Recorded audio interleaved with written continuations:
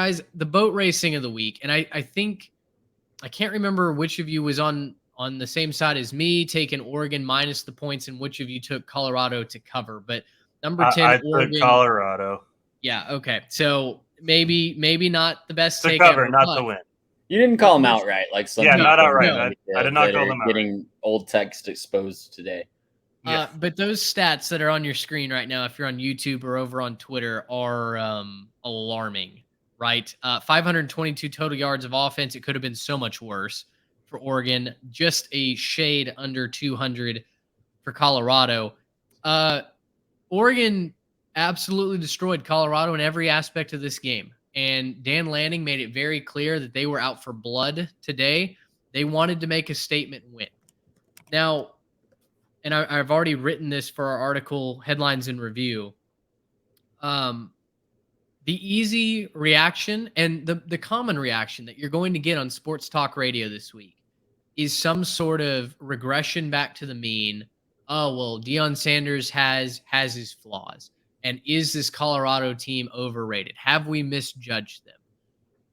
And frankly, I hate that that's what these big letter networks are going to do, because you had Twitter clips going around that were viral this week.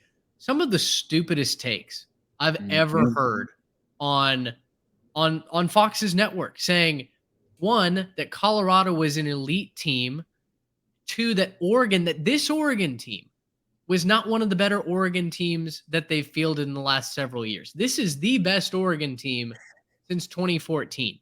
There is no doubt about that. There is no metric that you can point to that says, no, this isn't a great Oregon team. But to hear from these guys that get paid hundreds of thousands of dollars to go on network radio and say, yeah, Colorado actually should be favorite. This line is insulting to Colorado. It should be the opposite. Just blew me away, because there was no way in my mind that Oregon didn't do exactly what they did. Go out and boat race a Colorado team that is not physical in the trenches, that cannot stop anybody in the secondary, and at the end of the day was missing maybe the best player on the field in Travis Hunter, who plays offense and defense. That recipe did not come out to an upset victory or even keeping this game close against an Oregon team that has everything clicking. Now, Trey, Dan Lanning was very, very confident in his pre-game speech, right? He said that Colorado is looking for clicks. Oregon is looking for championships. To me, I don't think Dan Lanning overstepped his bounds, said anything inflammatory, honestly said anything that wasn't all that true. To me, Dan Lanning and the Oregon Ducks made a statement to not only the Pac-12 conference that they are here to win a championship, but also to recruits that will certainly be deciding between Deion and Dan Lanning. And he made a statement that Oregon is far and away the better program, and that Eugene is the place you should be playing, not Boulder, Colorado.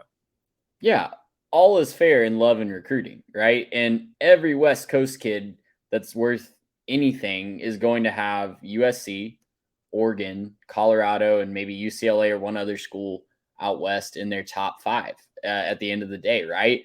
So he's going to be going up against Deion for a lot of prized recruits on the West Coast. He's got to have some ammo to fight back against Deion. It's not like we can just expect all these coaches to roll over for him. And you know what? This year specifically, Dan Lanning got to say that, right? He said that knowing what was probably going to happen in this game.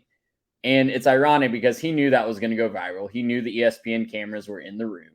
And he knew that was probably going to get broadcasted on ESPN during the game. But he's doing that for recruiting, and he knew that this was a likely outcome today. If he's honest, if you pour the truth serum into his, coffee tomorrow morning, he would probably tell you he knew that this was the most likely outcome of this game. Oregon could have named their score today. Oregon could have put up 70. Oregon could have put up, 60. They called off the Dogs in the second half. 42-6 was more than enough of a statement for them. And they just didn't want anybody to get hurt as their conference race really kicks up. So hats off to Oregon. They cemented themselves as a true college football playoff contender today in my mind. And this Pac-12 race is going to be absolutely bonkers down the stretch as we get more and more of these matchups between Oregon, Washington, Oregon, USC, Utah, who, won a really big game today against UCLA that we'll talk about in a little bit. So this is going to be a really, really fun race down the stretch. Garrett, we'll go to Utah next, and we'll kind of segue with this.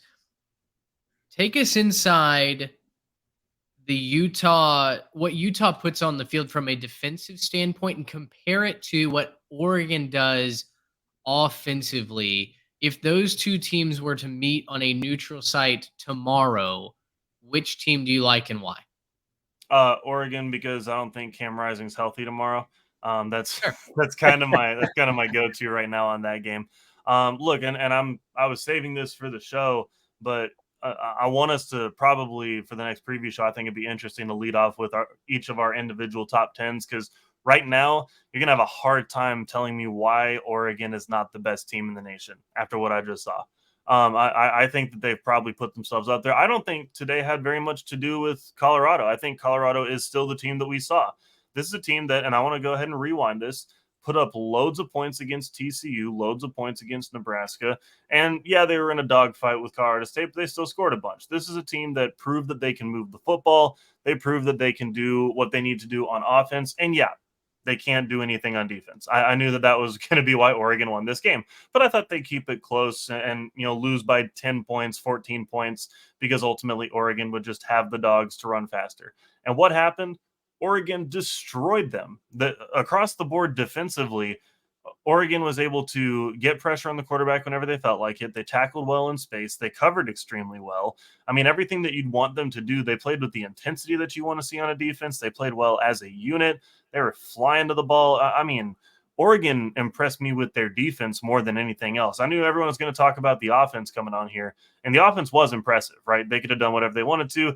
They went for it on 4th and goal, like later in the third when they were up 42-0. They're like, no, we're going to keep putting the foot on the neck. We're going to keep going for it.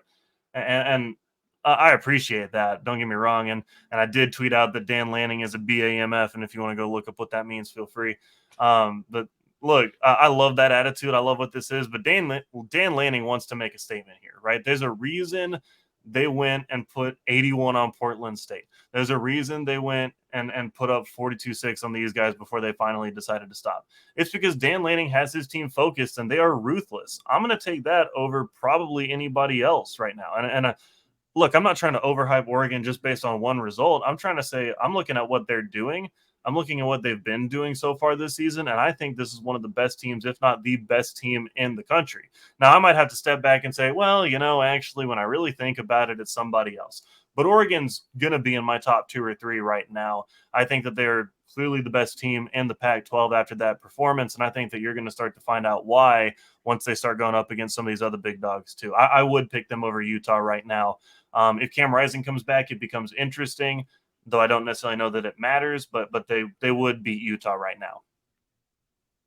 I think that's a good answer. I think it's a very solid answer. I think Oregon, I think it's a great idea. Let's bookmark that. Let's start next preview with our top 10, our personal top 10s. I love it. Because I agree. I think after this performance, consistency that you've seen, Oregon is a top 3 team. Mm-hmm. Yeah, I can't disagree with that. I need to look it out and make my list, but just saying that out loud, it feels right. But I said this to myself during the day when I was watching. I said, if Oregon right now were to line up on a neutral field against Georgia, I know what we saw last year. Forget last year.